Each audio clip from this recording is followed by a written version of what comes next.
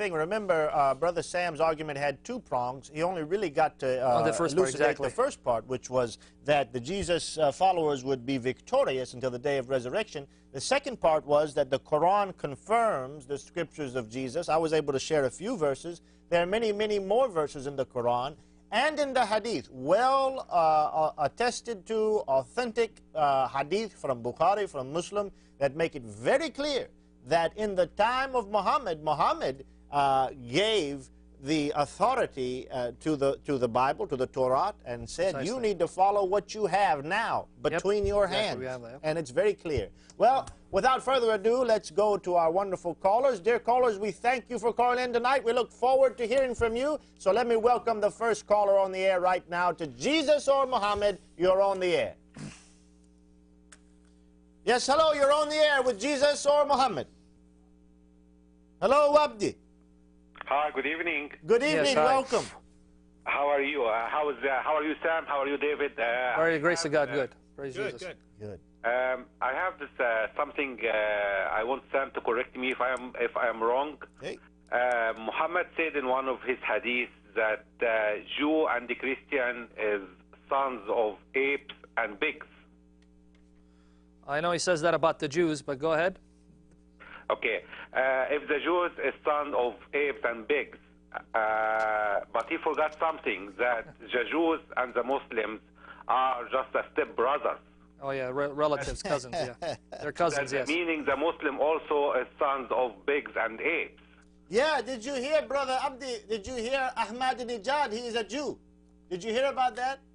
No, I didn't hear about that. Yeah, check out on the internet. You know, there was a picture of him after he won the election or something. He held up his passport. Somebody took with the photography, zoomed in. His birth name was a name of Iranian Jewish tribe.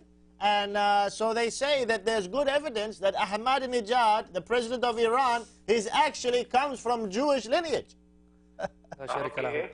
Yeah, so, yeah, something to check out. I think but those are the good Jews, those who become Muslim. I think there's a lot of Muslims. I think there's a lot of Muslims that have some Jewish blood. I don't know. Muhammad could have been a Jew. I don't know. Okay, but in that meaning that the Muslim is sons of apes and pigs. Yeah. And, okay, and in that case, Muhammad just canceled the presence of God because he just confirming the Darwin theory, which is a revolution. All right, that's interesting. Yeah. Well, thank you for sharing. Yeah, it's a good point. I mean, hey, the Jews and the Arabs are very close in their blood, in their language, and they hate one another. But then again, so are brothers and sisters, right? Yes, they are step brothers. Yeah, They're absolutely. related from Ishmael and Isaac. yes, Absolutely. Thank you, brother, for calling.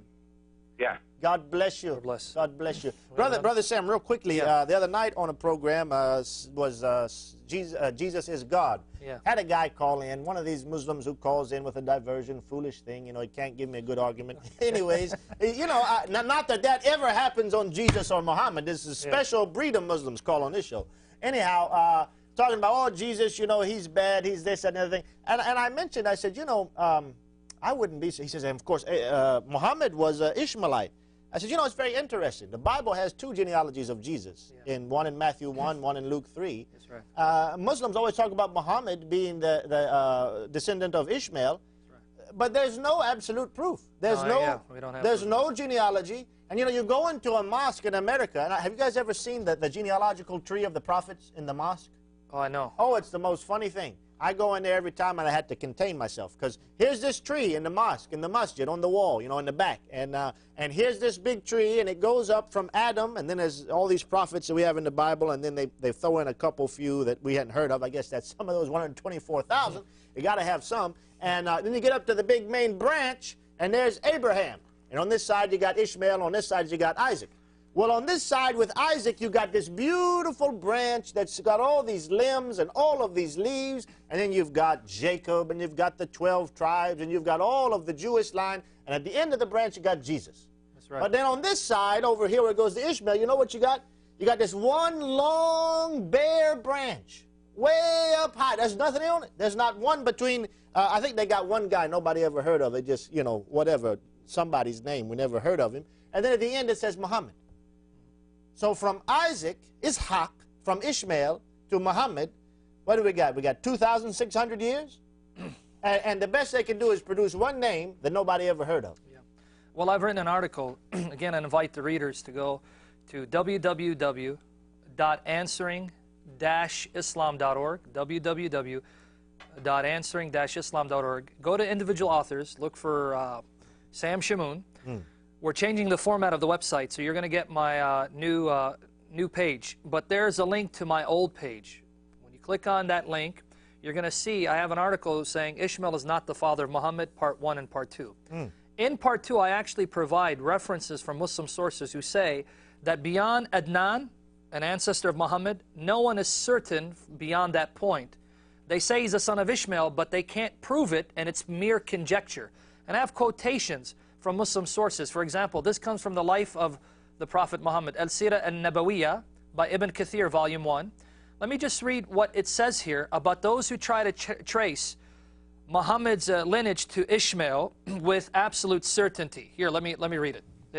Since you brought it up. Yeah, go ahead real quick. Abu al-Aswad stated that he had heard Abu Bakr Sulaiman bin Abu Khaytham, one of the very most knowledgeable men of the poetry and the genealogy of Quraysh, say, "We never knew anyone with information going beyond Ma'ad bin Adnan, whether relating poetry or other knowledge." In other words, we only can get as far as Adnan. Beyond that, it's mere conjecture.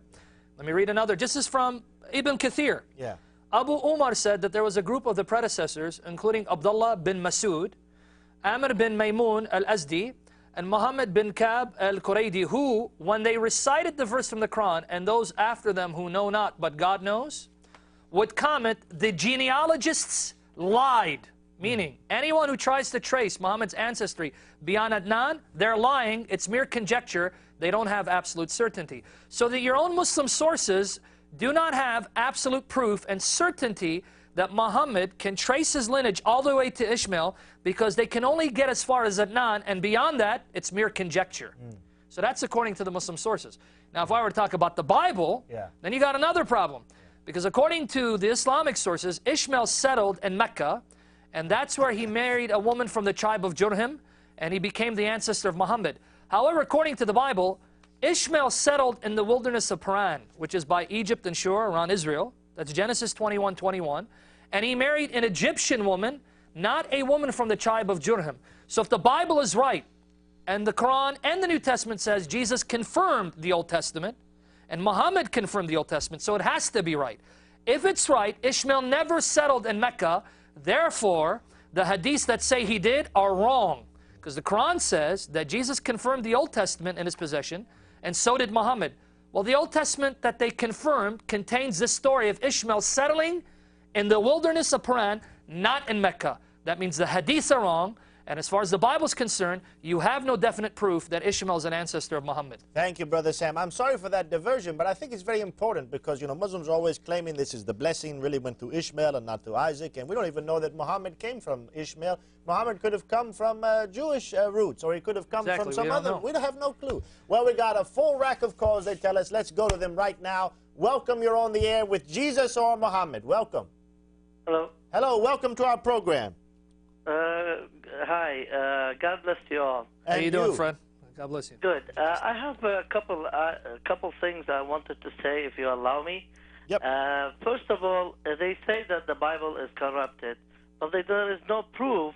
And besides, if we go, the Bible is written 30 years to 200 years.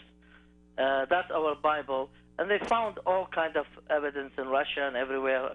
That's our